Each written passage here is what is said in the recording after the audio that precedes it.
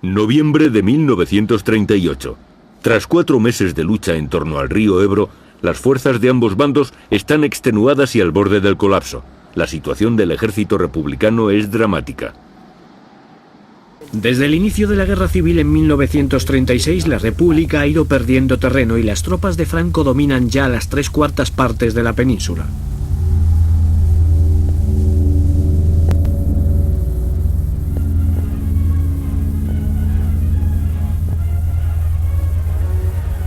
El frente catalán permanece inmóvil desde la toma de Lérida por los nacionales el 3 de abril de 1938.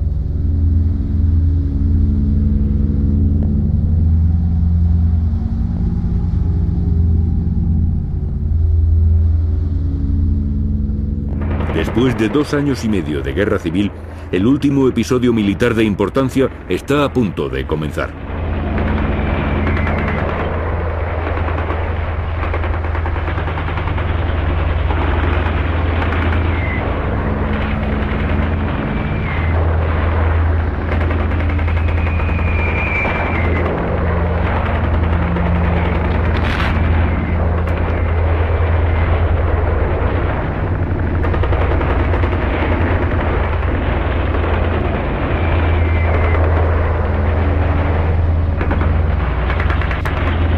La batalla de Cataluña, la última gran ofensiva.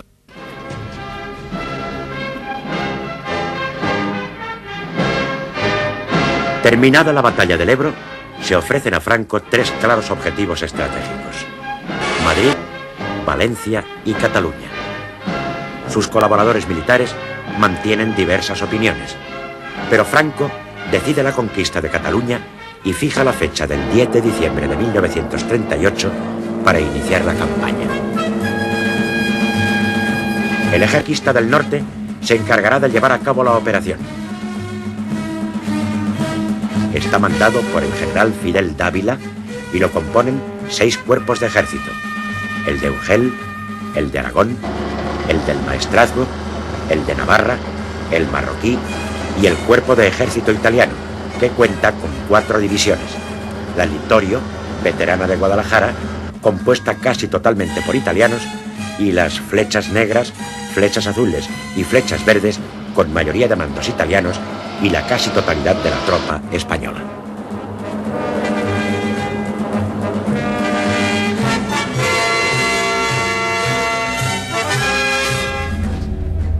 El viernes 23 de diciembre de 1938, Franco da la orden de iniciar la ofensiva sobre Cataluña. Todas las divisiones nacionales que han participado en el Ebro están listas para volver a actuar. Más de 300.000 soldados están concentrados en las inmediaciones del Ebro y del Segre. El objetivo es avanzar sobre Cataluña para acabar con los últimos restos del ejército republicano. Recogeremos la siembra de la batalla del Ebro. Al sur de Lérida se encuentran los cuerpos de ejército de Yagüe, de Solchaga y el CTV del general Gambara. Al norte de la ciudad de Lérida se encuentran los cuerpos de ejército de Muñoz Grandes, García Baliño y de Moscardó. Cuentan con el apoyo de la aviación legionaria italiana y de la Legión Cóndor alemana, que junto a la aviación nacional suman cerca de 500 aviones.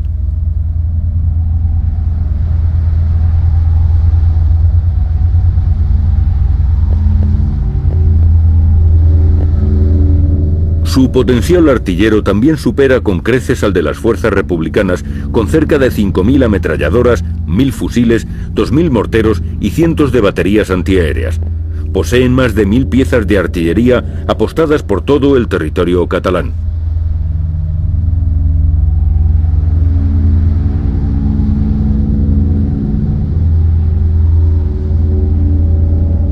La decisión está tomada. El ejército norte de Dávila cruzará el Segre hacia Barcelona. Las mejores tropas se encuentran allí, entre los Pirineos, el Ebro y el mar, rodeando una Cataluña que aguarda el inicio de las hostilidades.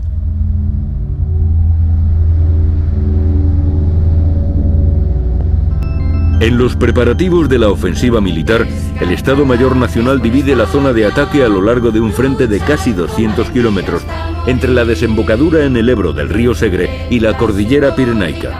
Efectivos y material a punto para el inicio de la campaña de Cataluña. El territorio catalán es uno de los más fortificados de la República.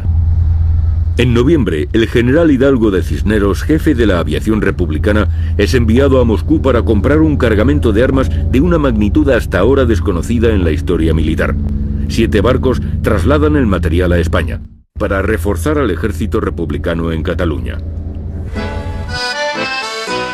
Las tropas republicanas en Cataluña están organizadas en el llamado Grupo de Ejércitos de la Región Oriental, al mando del general Juan Hernández Saravia, que cuenta con 2 ejércitos, el del Este y el del Ebro, y algunas fuerzas independientes.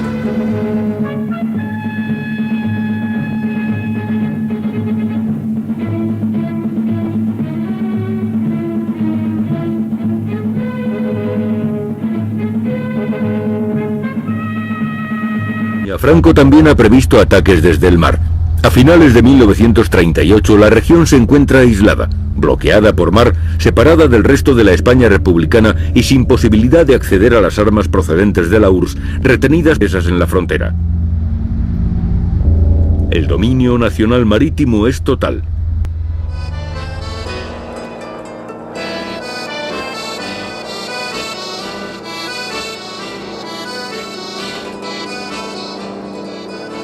El general Rojo pretende que en la zona centro-sur se inicien acciones destinadas a ganar tiempo hasta que pase la frontera el material bélico que es imprescindible en Cataluña.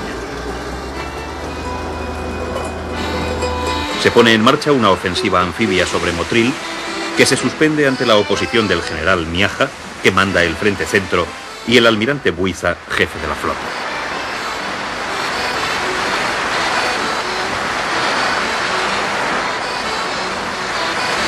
Otro ataque en el frente de Granada se frustra por la falta de colaboración del Mando Civil de Transportes. Es el final de los intentos para retrasar el ataque contra Cataluña.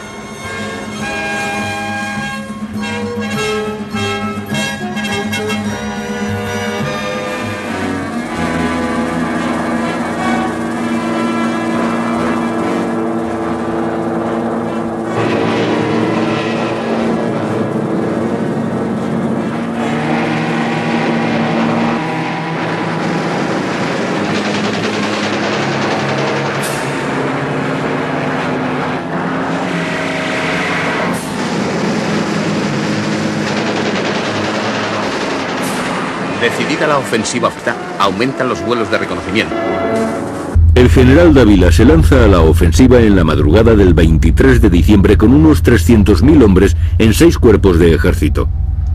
Por la parte republicana, el general Saravia comanda unos 200.000 hombres en 7 unidades. Las tropas republicanas se dividen en 2 ejércitos. El del este, de tendencia anarquista, que se despliega desde Lérida hasta la frontera francesa, y el ejército del Ebro, de tendencia comunista, que ocupa las tierras entre Lérida y la costa mediterránea.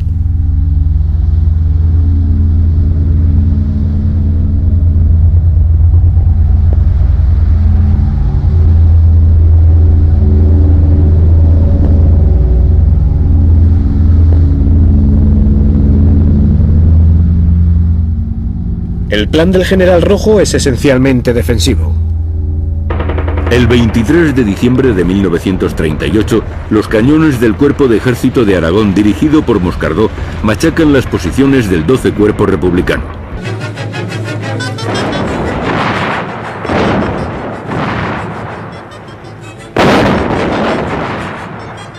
Una potente preparación artillera inicia la operación. El frío y la niebla cubren el campo de batalla.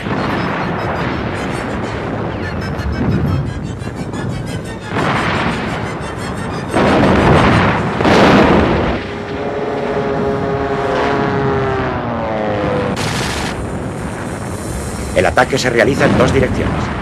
Los cuerpos de Urgel, Maestrazgo y Aragón se concentran contra el ejército del Ebro. Los de Navarra, italiano y marroquí contra el del este.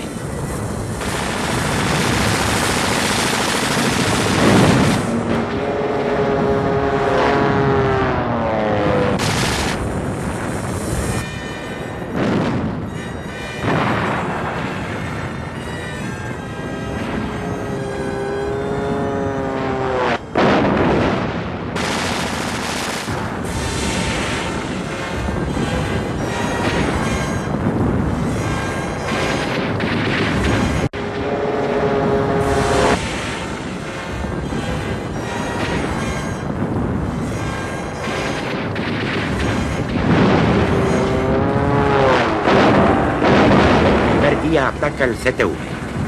Durante 3 horas, 500 piezas de artillería bombardean los 4 kilómetros que guarnecen 2 brigadas republicanas. Tropas nacionales revientan las líneas enemigas el primer día de ofensiva. El frente queda roto en el río Segre. En un solo día de ofensiva, los nacionales avanzan cerca de 16 kilómetros. La ruptura del frente es total. La 56 División Republicana huye en desbandada ante la presión del ataque de los soldados italianos y navarros. El balance para los republicanos es desastroso, retrasan sus líneas y permiten avanzar terreno a los nacionales. El Cuerpo de Navarra, al mando del general Solchaga, sigue adentrándose por la provincia de Lérida en avances cortos pero constantes. Franco instala su cuartel general a unos 30 kilómetros al noroeste de Zaragoza. Las primeras líneas de defensa de Cataluña son las más difíciles de atravesar por las tropas nacionales. Pero la infantería, apoyada por carros blindados y unidades lanzallamas, rompe el frente catalán. El día de Nochebuena se une al ataque el cuerpo de ejército marroquí de Yagüe. La densidad de fortificaciones es considerable. Los republicanos se han empleado a fondo en la construcción de trincheras y búnkers. En algunos puntos, estos campos atrincherados tienen 20 kilómetros de extensión, más de 1.700 nidos de ametralladoras, 310 refugios antiaéreos y 115 kilómetros de alambrada.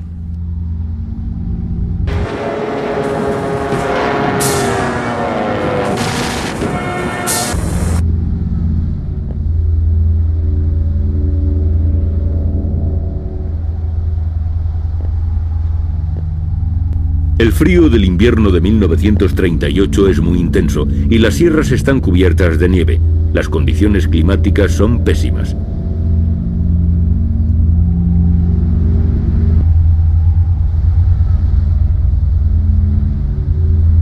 La niebla y el frío dificultan cualquier movimiento.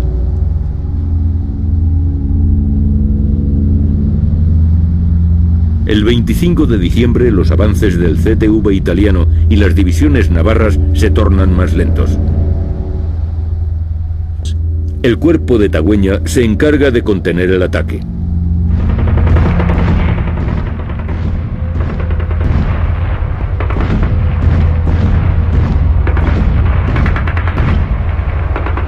y el cuerpo de Lister debe replegarse.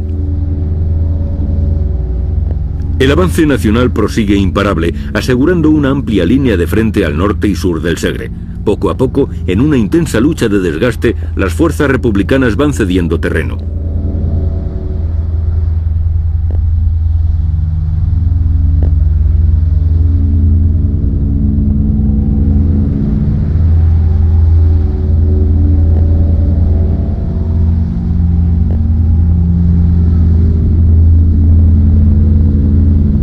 Los combates son muy intensos y la actuación de la artillería y la aviación es asfixiante. Los republicanos deben replegarse en Borjas Blancas.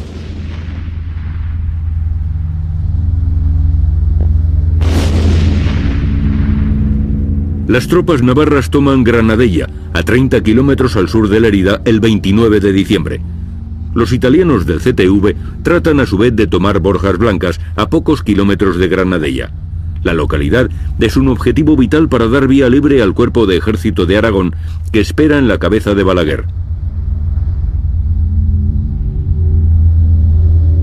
La zona de Balaguer es la más fortificada de todo el frente catalán. Su carretera es la más directa a Barcelona y, por tanto, una de las más protegidas. Modesto ordena un último y desesperado esfuerzo a las tropas republicanas. El 4 de enero la ofensiva nacional se endurece. La presión de los italianos del CTV y los navarros de Solchaga rompen la línea de frente que Lister lleva defendiendo cerca de 15 días. La 179 Brigada de Carabineros se desbanda y el CTV se introduce con audacia.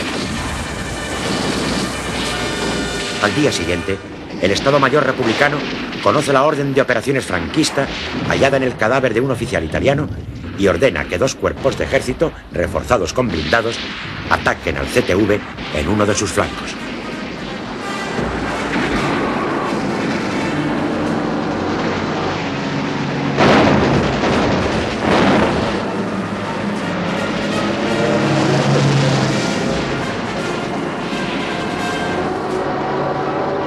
Durante 10 días se combate duramente.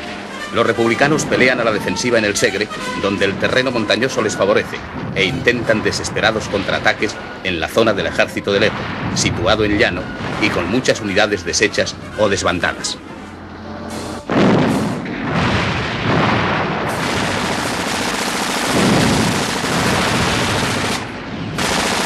Los cuerpos quinto y 15, que han realizado el contraataque, deben combatir en campo abierto porque se han perdido las fortificaciones del frente y tras ellos no hay reservas que enviar a la batalla.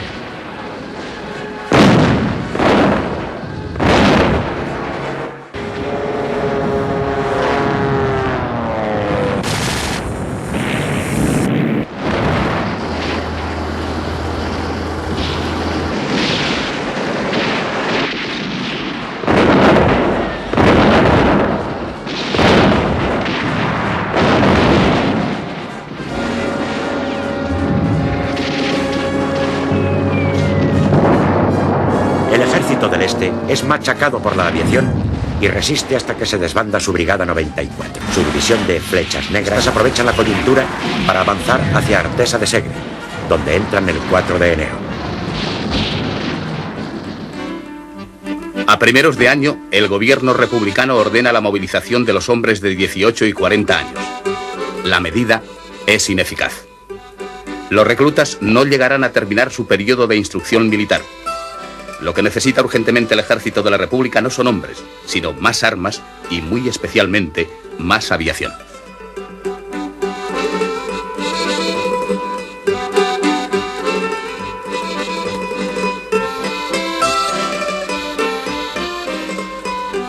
El 5 de enero, las fuerzas republicanas inician la ofensiva.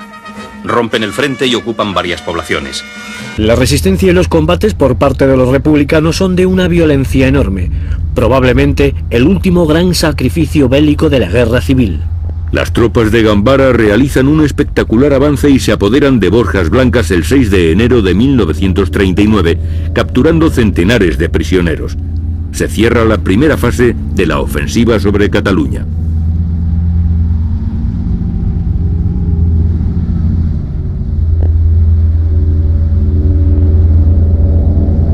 La desbandada republicana en Borjas Blancas marca la suerte de Cataluña.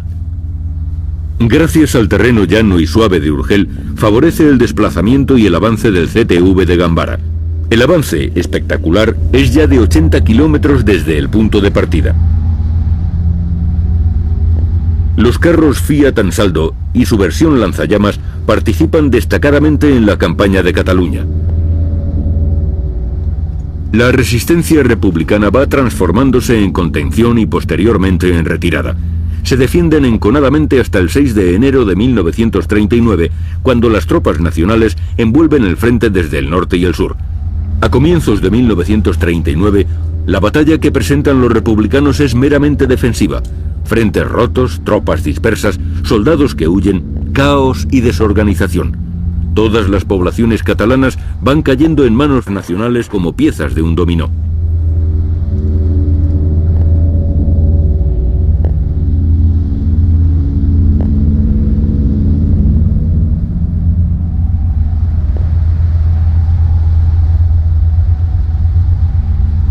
Pero el día 10, Franco logra paralizar la ofensiva que fracasa sin conseguir aliviar la situación de Cataluña.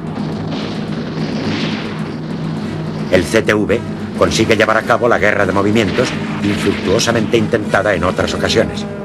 En su avance, ocupa Castelldans y cruza el Canal de Urgell.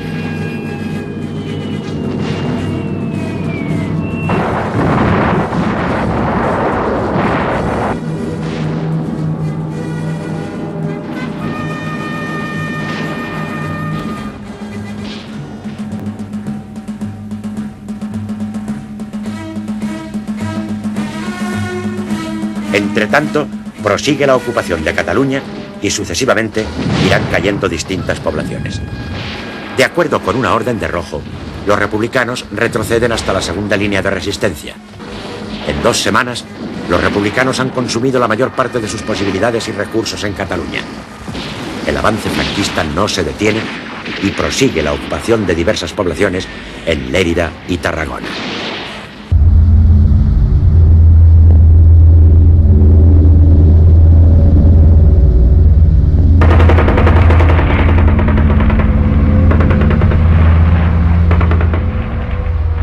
El 12 de enero caen otras 2 poblaciones importantes, Agramunt, en Lérida, y Falset, en Tarragona. El avance continúa sin descanso para las tropas.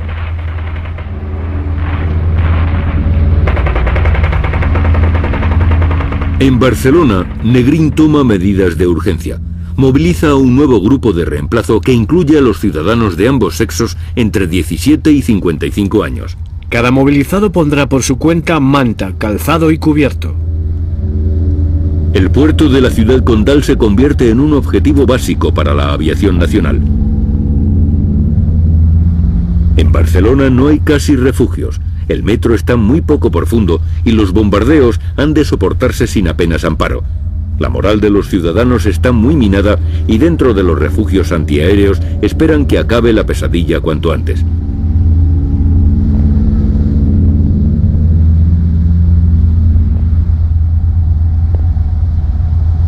El poder bélico de las fuerzas nacionales provoca la desmoralización del ejército republicano, cuyos combatientes se repliegan en retirada. La batalla de Cataluña se está convirtiendo en una auténtica desbandada. Los combates aéreos son un espectáculo diario al que se han acostumbrado los barceloneses, hasta el punto de que a veces los contemplan desde las calles y terrazas.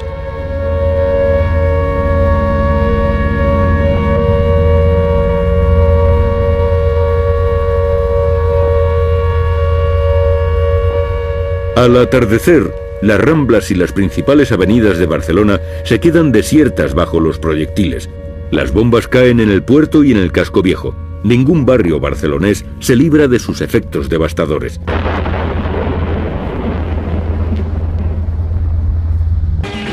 El avance de las tropas de Franco se acelera. El día 12 de enero, las últimas tropas republicanas abandonan Tortosa para no caer prisioneras.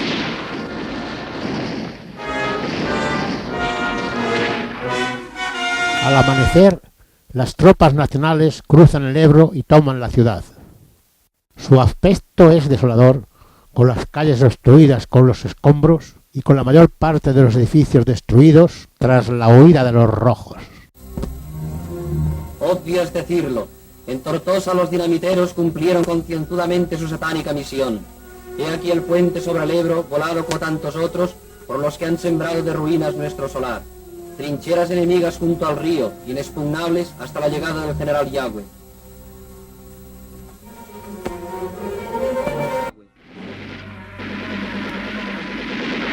De los 90.000 republicanos que están en el frente, únicamente 60.000 cuentan con fusil. Su artillería es 5 o 6 veces menos potente que la franquista y su aviación ha sido casi borrada del cielo.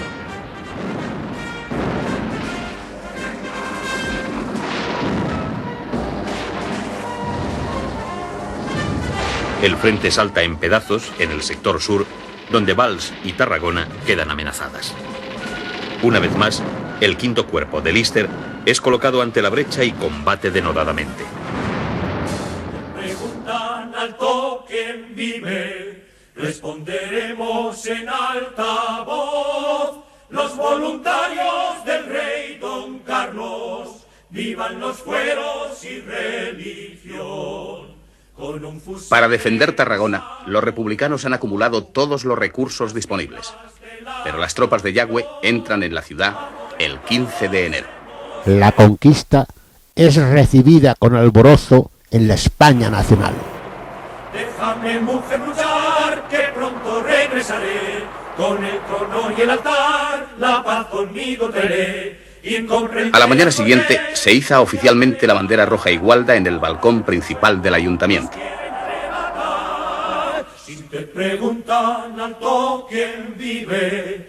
A las 11, en la Rambla, frente al monumento de Rocher de Lauria, se celebra una misa de campaña. Es el primer culto público celebrado en Tarragona desde julio de 1936. Después, el general Juan Bautista Sánchez González arenga a los asistentes y a continuación desfilan las tropas. Es una ceremonia que se repite en todas las ciudades que son ocupadas.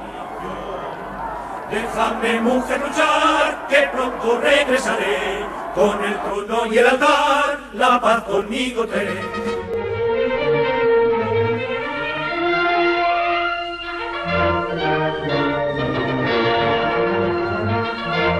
En Tortosa y Tarragona, Auxilio Social ha multiplicado sus esfuerzos y ha logrado prestar servicios inestimables, en tanto se ha normalizado la vida de ambas poblaciones catalanas. Durante muchos días, mujeres, ancianos y niños han recibido los cuidados de la institución de la Falange, que ha subvenido generosamente a todas las necesidades de las poblaciones liberadas.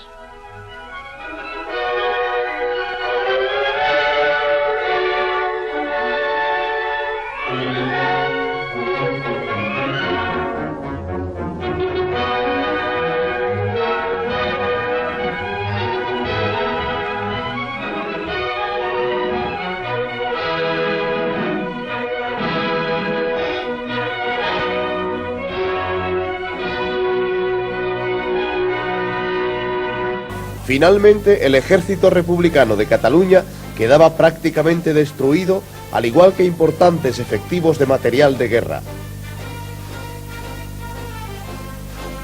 Las columnas de prisioneros, interminables por la enorme cantidad de hombres que las integraban, todos ellos caminando hacia un futuro incierto.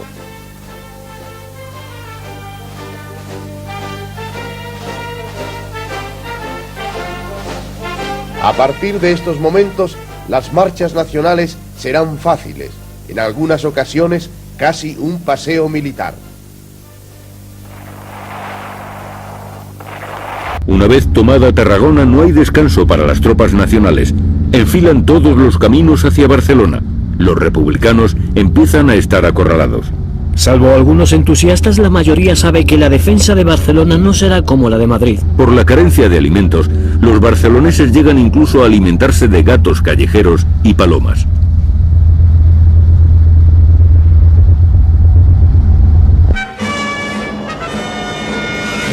El mismo día, las tropas nacionales entran en Reus. La ocupación de esta ciudad es prácticamente sin combate. El día 16 de enero es ocupada la histórica ciudad de Cervera. Ante la grave situación republicana, el gobierno francés autoriza que pasen la frontera algunas de las armas soviéticas detenidas.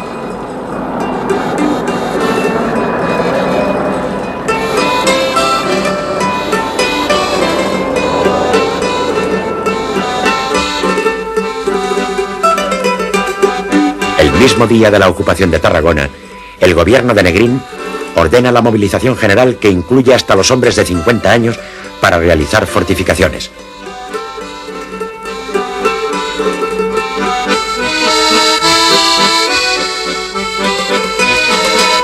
Los soldados declarados inútiles deben someterse a nueva revisión.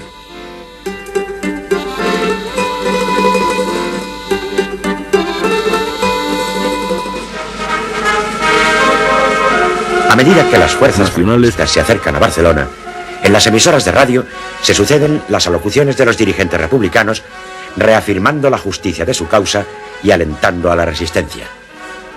El día 20, el presidente Companys pronuncia el que será su último discurso en Cataluña. Es una llamada al patriotismo para defender Cataluña y la República en aquellas horas difíciles y trascendentales.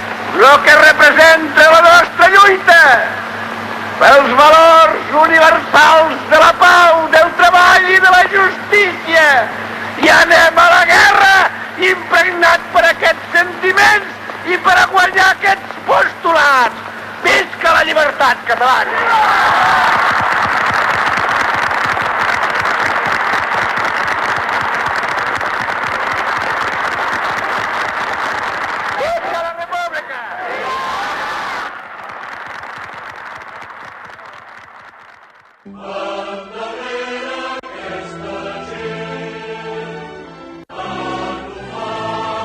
Después he ido a la embada Macià y le he dicho, gracias por mostrarnos el camino.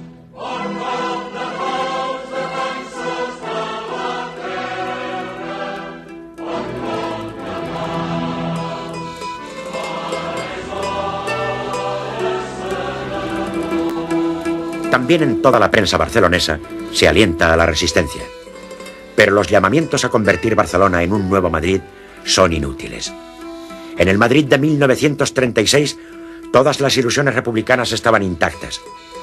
Ahora, en Barcelona, después de 30 meses de guerra, de bombardeos, de hambre, de disensiones políticas internas y de haber sido destrozadas en el Ebro las mejores fuerzas del ejército, se han perdido las ilusiones y la confianza en la victoria. La gran masa de la población solo desea que se termine pronto la guerra.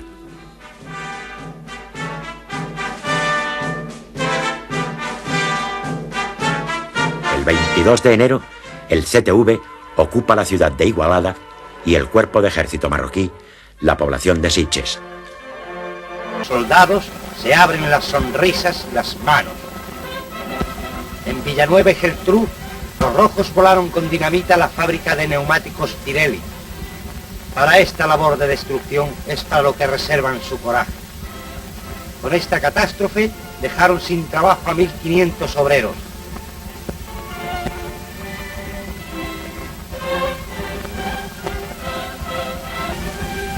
Las columnas siguieron su marcha camino de Sitges.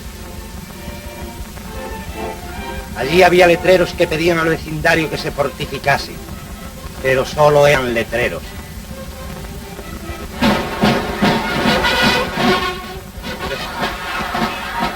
En unos minutos se llenó Sitges de la alegría de la liberación. El vecindario guardaba sus fuerzas para cantar el himno de Falange con nuestros soldados.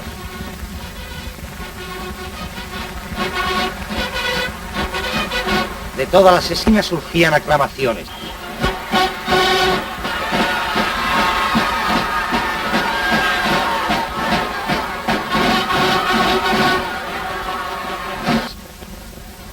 De todos los balcones volaban los pañuelos. Había quienes lloraban por no poder contener la emoción al volver a tener presente la vieja bandera. Comenzaron a caer las fechas fatídicas y los nombres de vulgares criminales como Durruti, que 2 años de locura habían encumbrado.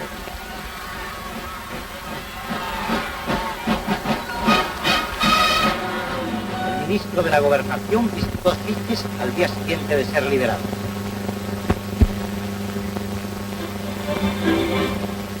El general Llaume le hizo entrega a Catalá, que los separatistas dejaron abandonada en su huida. El ministro la hizo guardar para siempre. Bajo el saludo del pueblo pasearon los dos hombres. El general entraba en Barcelona a los 2 días.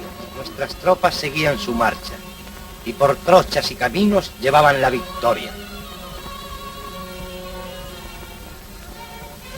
El general García Baliño había de tomar Manresa.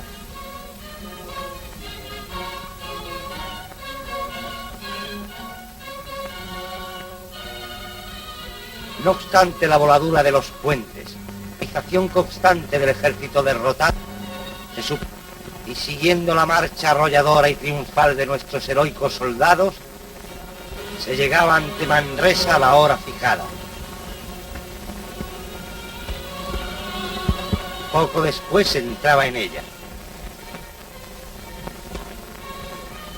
La industriosa y riquísima ciudad se libraba sin daños importantes del horror de la guerra.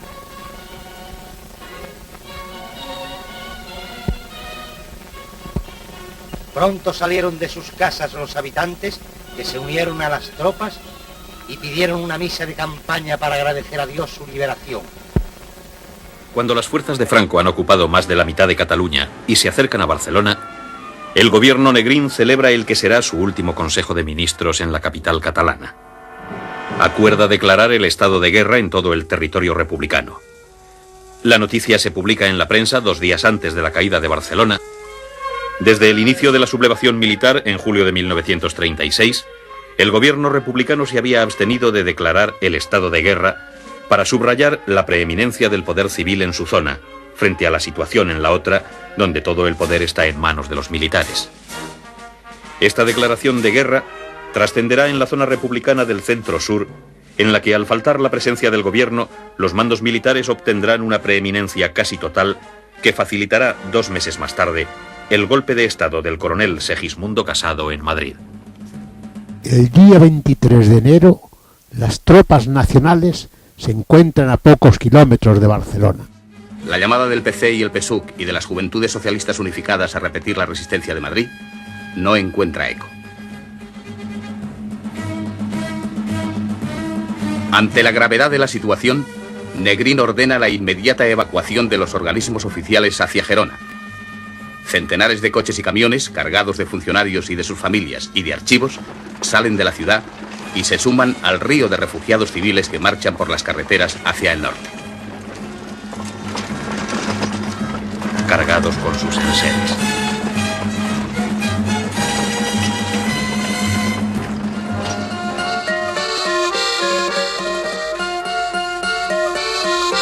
El proyecto de instalar el gobierno y sus órganos civiles y militares en Gerona es imposible. La ciudad, de unos 24.000 habitantes, está invadida por miles de refugiados que pretenden llegar a la frontera. Barcelona presenta un aspecto desolador. A última hora de la noche, el presidente Companys sale de Barcelona. Antes de partir, recorre en coche algunas calles y las Ramblas. La oscuridad es casi total debido a las restricciones eléctricas y al temor de los bombardeos. También abandona la ciudad el presidente Aguirre. El presidente Azaña también se ha dirigido hacia el norte. El día 24, las fuerzas nacionales entran en Manresa y, como es habitual, se celebra una misa de campaña a la que asisten fervorosos todos los ciudadanos.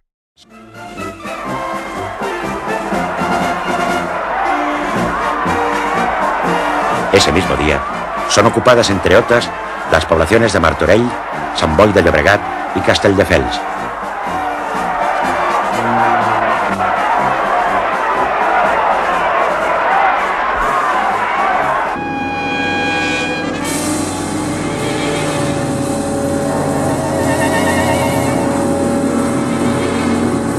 El proyecto de establecer una línea republicana de defensa en el río Llobregat no prospera.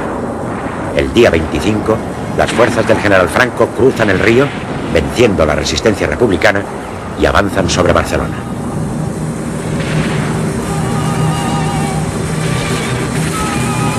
En la ciudad se oye cada vez más potente el estrépito de la batalla. Los últimos dirigentes republicanos abandonan la ciudad y unidades en retirada destruyen depósitos de material bélico.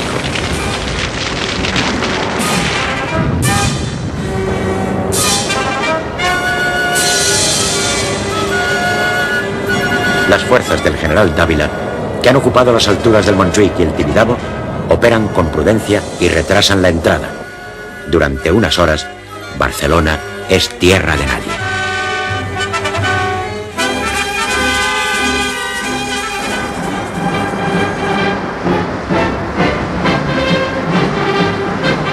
A primeras horas de la tarde del día 26 de enero, empieza la ocupación de Barcelona.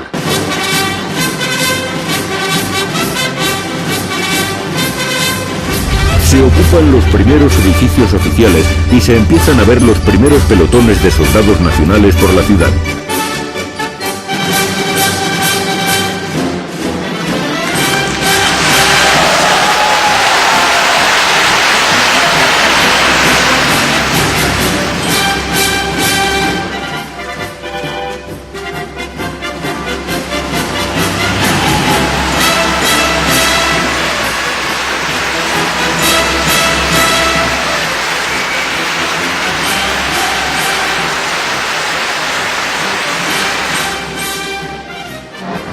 Los partidarios de Franco se lanzan a la calle a dar la bienvenida y a clamar con enorme entusiasmo a los soldados que avanzan.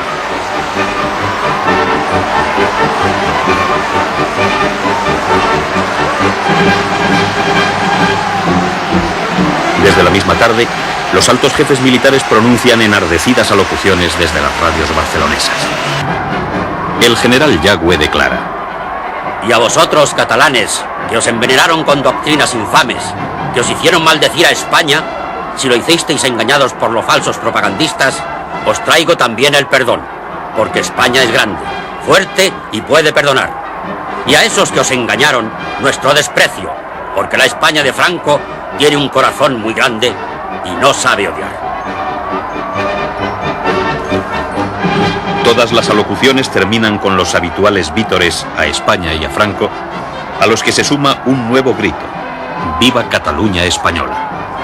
El mismo día de la entrada en la ciudad, el general Dávila, jefe del Ejército del Norte, publica un bando que deja sin valor ni efecto todas las disposiciones y nombramientos republicanos posteriores al 18 de julio de 1936.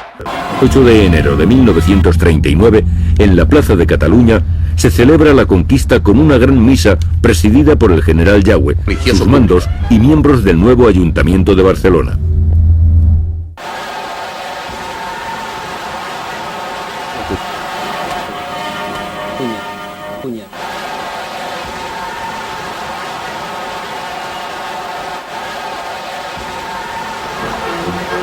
La conquista de Barcelona se celebra con grandes manifestaciones de júbilo en toda la España franquista y con grandes titulares en su prensa. Desde Zaragoza, Ramón Serrano Súñer dirá por radio: Cataluña ha sido derrotada para siempre, pero subsiste. La gran Cataluña que fue pieza esencial de la grandeza de España. En la vieja y noble ciudad, el comunismo ha dejado una de sus grandes fundaciones culturales, las universidades del nuevo humanismo, que se ocultan tras los versos de poetas exquisitos y de ilustres profesores, las checas de Barcelona.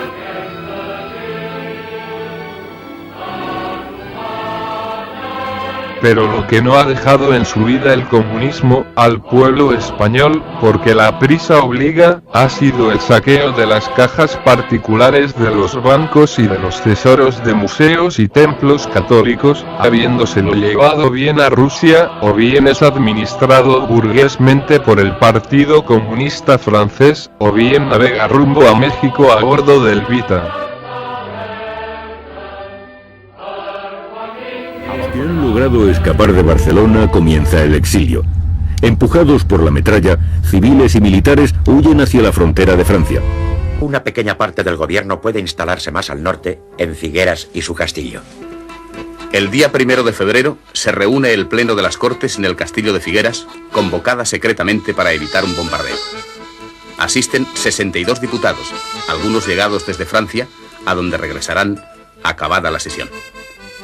El pleno se celebra en las antiguas caballerizas, donde hace un frío intenso.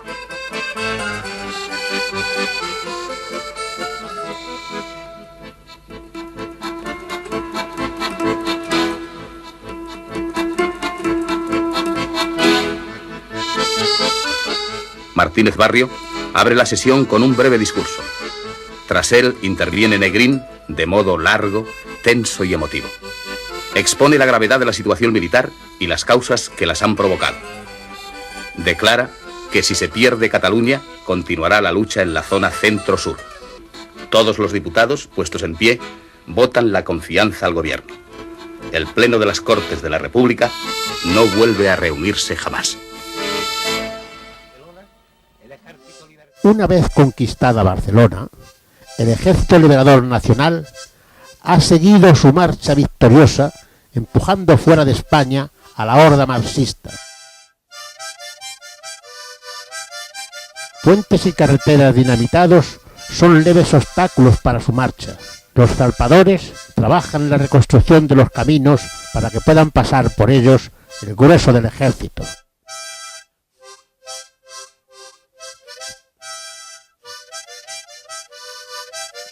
El general Solchaga marcha con las columnas dirigiendo el avance y los pasos de la infantería española resuenan en el Ampurdán.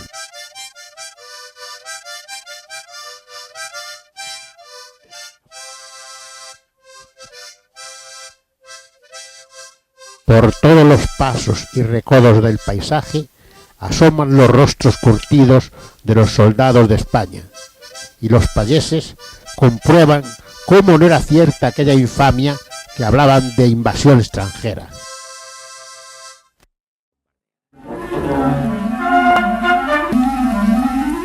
El día 3 de febrero, fuerzas del Cuerpo de Ejército de Navarra entran en Gerona, Última capital catalana por liberar, y los rojos antes de huir le han prendido. Como acostumbran, han destruido las fábricas y los centros de trabajo, pues su táctica consiste en llevar la desesperación a las masas obreras para conseguir así adeptos a su causa. El incendio resuena en la heroica ciudad.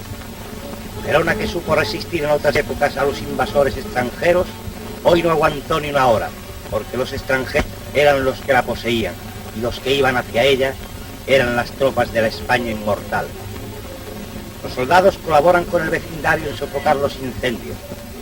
Por ese conocimiento, por los rojos sabían que Gerona era nuestra en el corazón, es porque la incendiaron antes de huir y asesinaron a muchos de sus habitantes que no quisieron seguirle.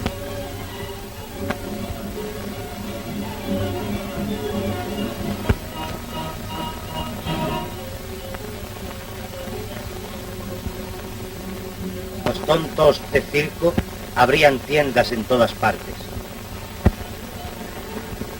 Al huir los rojos, la gente de Gerona entraron en los depósitos de víveres y encontraron, como en Melona, enormes cantidades de alimentos de los que habían estado privados tanto tiempo. Soldados y paisanos fraternizan y por calles y plazas se vuelve a oír el nombre de España. En medio de tanta tragedia, la población de Gerona tiene aún fuerzas para sonreír, pues las llamas no lograron abrasar la alegría de...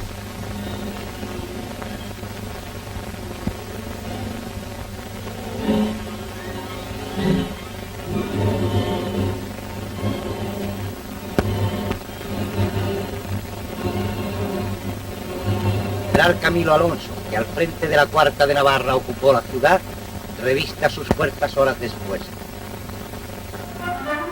Al atardecer del día 4, ante el rápido avance de las tropas enemigas que se encuentran ya a unos 20 kilómetros de Lavallol, se decide que los presidentes Azaña, Companys y Aguirre se dirijan inmediatamente a Francia para que no caigan prisioneros.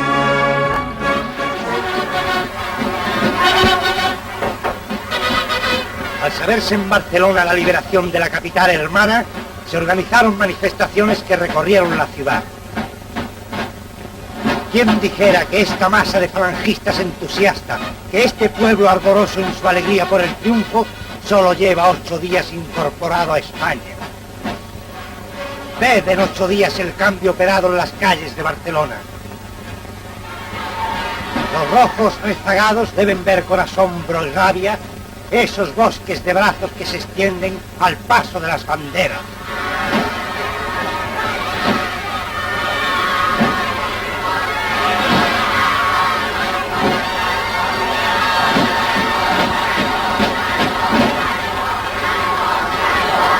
Solo en Barcelona son liberados por las fuerzas de Franco los 1.200 presos que se encontraban en el castillo de Montjuïc.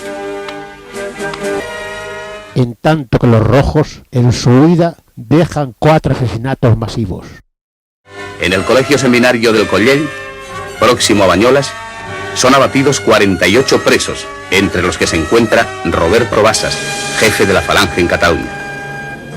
Logran escapar de las balas el miembro de la quinta columna, Jesús Pascual, y Rafael Sánchez Mazas, uno de los fundadores de Falange Española, que había sido condenado a muerte. El día 30 de enero me fusilaron con otros 30 compañeros. Nos condujeron a un lugar a unos 150 metros del monasterio de Santa María de Collell, convertido en cárcel roja. Nos detuvieron en una especie de foso natural. Vimos que había 7 fusiles ametralladoras. Sonaron las 2 primeras ráfagas. Oí el chasquido de las balas. Ninguna bala me había tocado. Di un salto. Trepé por un camino descubierto. Caí en una olla donde había un manantial. Me quedé quieto. Por un momento desistieron de la persecución. Oí los tiros de gracia. Poco después ordenaba el director de la prisión la batida del monte. Durante 3/4 de hora se hicieron unos 50 disparos. Oí las voces de los guardias que esperaban por herido. Caía una lluvia torrencial. Anocheció y me fui guiando por los gusanos de luz para elegir alguna dirección. Durante 3 días caminé por los bosques, mendigaba pan en las masillas. Al tercer día encontré a 3 muchachos evadidos de los rojos. Me invitaron a una espléndida merienda. Su padre de noche les traía comida al bosque. El día 8 oímos el clamor del pueblo que recibía a las tropas libertadoras. Y por primera vez volví a clamar. Así me restituyo al servicio de España y de su caudillo victorioso.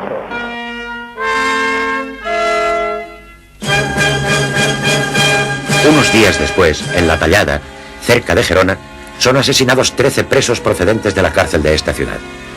En Pont de Molins son abatidos 42 presos, algunos de los cuales eran prisioneros procedentes de la batalla de Teruel, como el obispo Polanco y el coronel Rey d'Harcourt. La explosión del castillo de Figueras ha sido provocada por los republicanos en retirada para que la gran cantidad de material militar que hay almacenado no caiga en poder del enemigo. Toneladas de piedras vuelan por los aires. Algunas piedras caen en el mismo casco urbano de Figueras. Mueren y son heridas varias personas.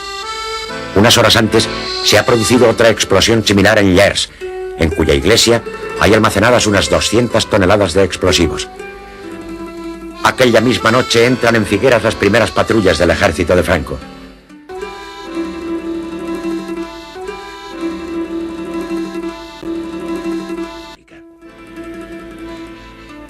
A la mañana siguiente, desde Figueras, avanzan rápidamente hacia el puesto fronterizo del Pertús, situado a pocos kilómetros, venciendo la última resistencia que ofrecen los combatientes republicanos en retirada. Las legiones enemigas se refugian en el suelo de Francia con armas y pertrechos, arrastrando en masa informe ancianos, mujeres y niños.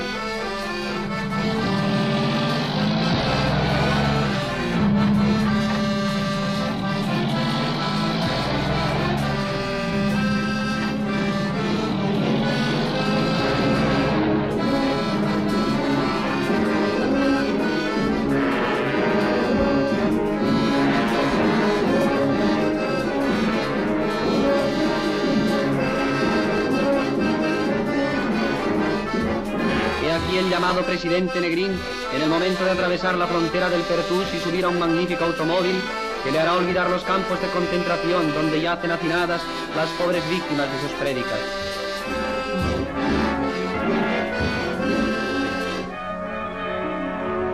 Llegada de los soldados de la Victoria al Pertús. Los jefes de los destacamentos español y francés cambian unas palabras y la bandera rojigualda es izada entre el entusiasmo indescriptible de las tropas.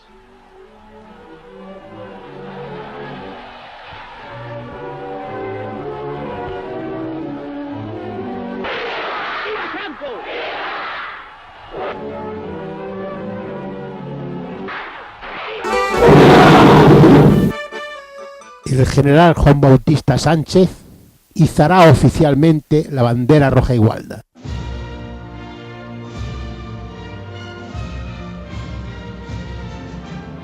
Después llega el general Solchaga, quien es saludado por el general Fagalde, jefe del ejército francés que cubre la frontera. El día siguiente, fuerzas de la 4ª División de Navarra ocupan la población fronteriza de Portbou. El mismo día es ocupado Puigcerdá y su puesto fronterizo. El día 10 de febrero, el parte de guerra del general Franco anuncia: la guerra en Cataluña ha terminado. La campaña de Cataluña ha durado 53 días.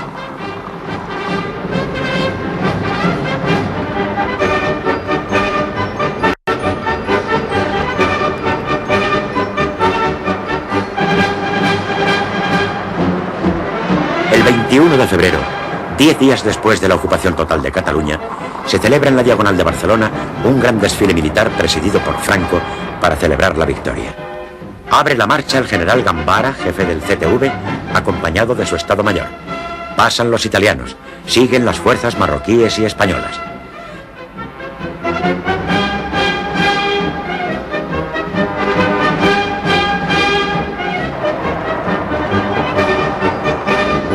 Cierran el desfile las fuerzas motorizadas de la Legión Cóndor.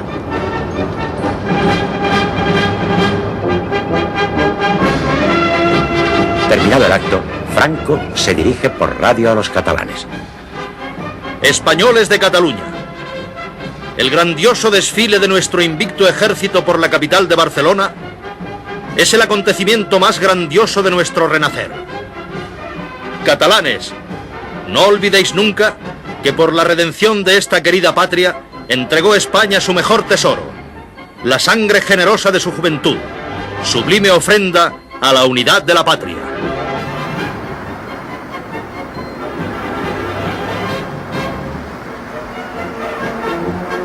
Al día siguiente tiene lugar una gran revista naval frente a las costas de Salou, presidida también por Franco.